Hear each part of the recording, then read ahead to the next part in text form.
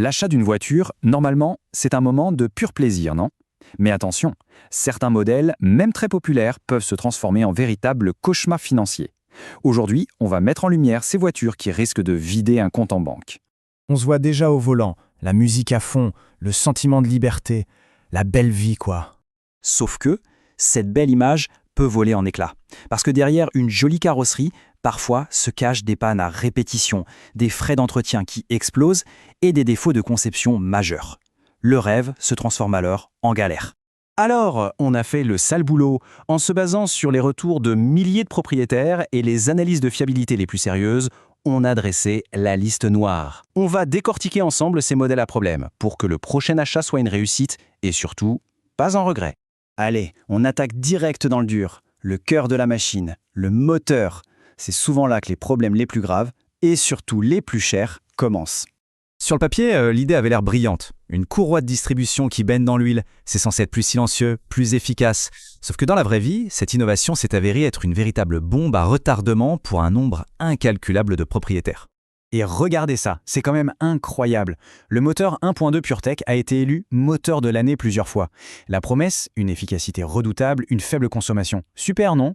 Sauf que la réalité pour des milliers de gens, c'est que cette fameuse courroie humide se désagrège. Elle part en miettes, bouge tout le circuit d'huile et paf, casse moteur. Et le pire, c'est que ce problème est partout. On ne parle pas de quelques modèles de niche, non. On parle des plus grosses ventes de Peugeot, Citroën, Opel et DS. Des millions de voitures sont potentiellement des bombes à retardement sur roues. Ok, on a parlé du cœur mécanique, passons maintenant au cerveau électronique. Parce que dans les voitures d'aujourd'hui, un simple bug logiciel peut être aussi paralysant et même plus dangereux qu'une panne majeure.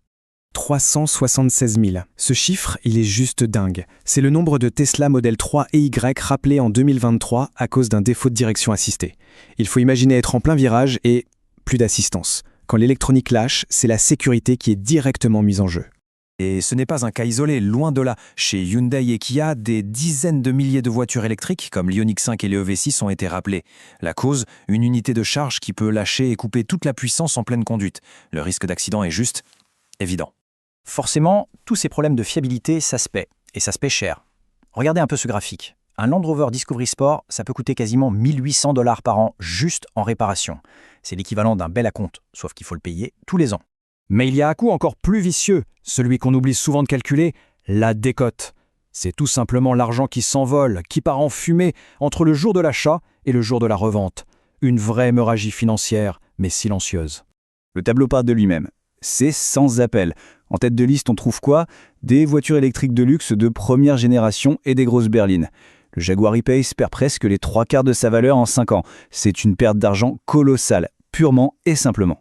Et voilà tout le paradoxe de l'innovation. On se laisse tenter par une voiture électrique, on se dit qu'on fait un choix d'avenir, attiré par la technologie, le dernier cri.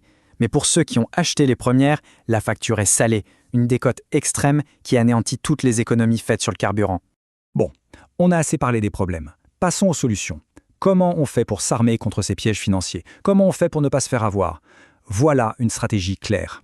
Voici les 4 commandements, le bouclier anti-arnaque. Premièrement, l'historique complet. Pas de facture, pas de carnet, pas d'achat, c'est non négociable, point. Deuxièmement, le carnet d'entretien.